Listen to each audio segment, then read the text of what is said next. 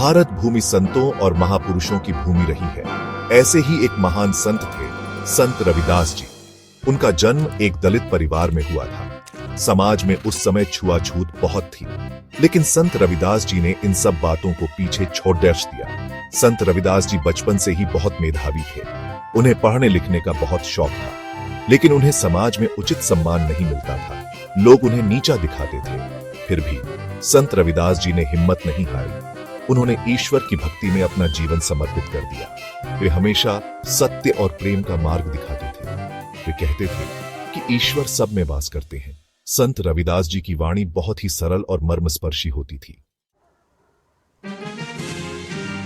संत रविदास जी सिर्फ उपदेश ही नहीं देते थे, बल्कि खुद उस पर अमल भी करते थे।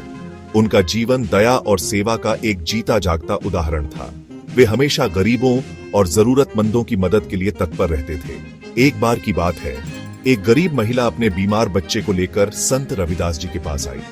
बच्चा बहुत बीमार था और महिला बहुत परेशान थी। संत रविदास जी ने उस महिला को सांत्वना दी और अपने पास रखे हुए थोड़े से पैसे उसे दिए। उन्होंने कहा, माता, चिंता मत करो, ईश्वर तुम्हारे बच्चे को जल्द ही स्वस्थ कर देंगे। संत रविदास जी की दयालुता और प्रेम देखकर महिला की आंखों में आंसू आ गए। संत रविदास जी ने उसे आश्वासन दिया कि सब ठीक हो जाएगा। ऐसी ही अनगिनत घटनाएं हैं जो संत रविदास जी की दयालुता और करुणा को दर्शाती है। एक दिन की बात है, संत रविदास जी अपने शिष्यों के साथ गंगा नदी के किनारे बैठे थे। तभी वहां एक ब्राह्मण आया। उसने गंगा में स्नान किया और पूजा पाठ करने लगा। उसने सोने का कंगन गंगा मैया को अर्पित करने के लिए नदी में फेंका। यह देखकर संत रविदास जी के एक शिष्य ने कहा, देखो महाराज, कितना बड्ढा दानी है यह ब्राह्मण, सोने का कंगन गंगा मैया को अर्पित कर रहा है।